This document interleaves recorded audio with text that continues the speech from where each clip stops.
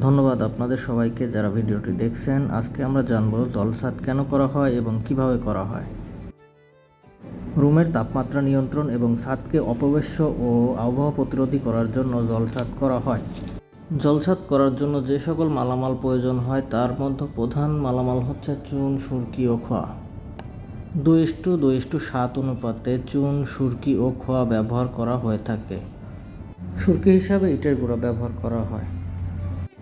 চুন, সুরকি ও খোয়া নিয়ে ভালোভাবে মিক্সার মেশিন দিয়ে মেশাতে হবে।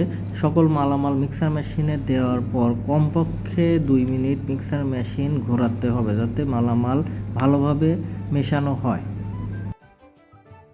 মেশানো মালামাল ছাদে তোলার আগেই ছাদ ভালোভাবে চেক করে নিতে হবে যেন চিপিং করা হয়েছে কিনা তা দেখতে হবে।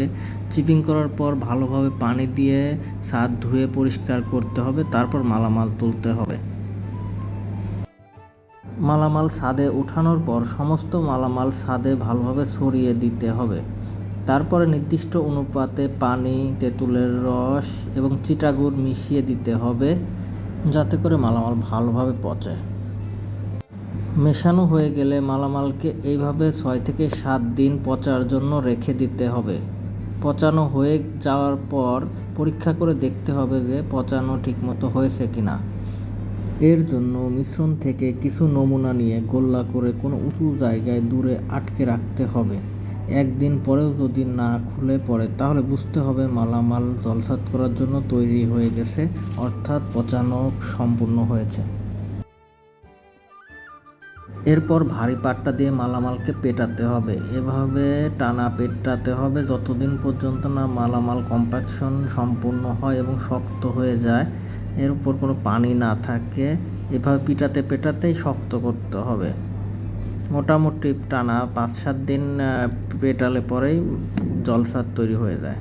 আমাদের লক্ষ্য রাখতে হবে উপরের সারফেসে যেন খোয়া বের হয়ে না থাকে, মসৃণ একটি পৃষ্ঠ যেন পাওয়া যায়, সেদিকে ভালোভাবে লক্ষ্য রাখতে হবে।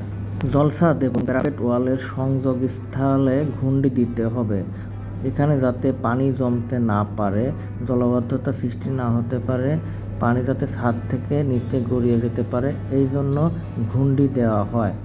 ঘুন্ডি অনেকটা অধিবৃত্তাকারভাবে দেওয়া হয়। জলছাদ করা হয়ে গেলে এর উপর চুন এবং সিমেন্ট দিয়ে একটি নেট ফিনিশিং দেওয়া হয় যাতে ভালো একটা পৃষ্ঠ পাওয়া যায়। ভিডিওটি শেষ পর্যন্ত দেখার জন্য আপনাদের অসংখ্য ধন্যবাদ। নতুন চ্যানেল হিসাবে আপনাদের সাপোর্টের জন্য লাইক এবং সাবস্ক্রাইব আশা করছি।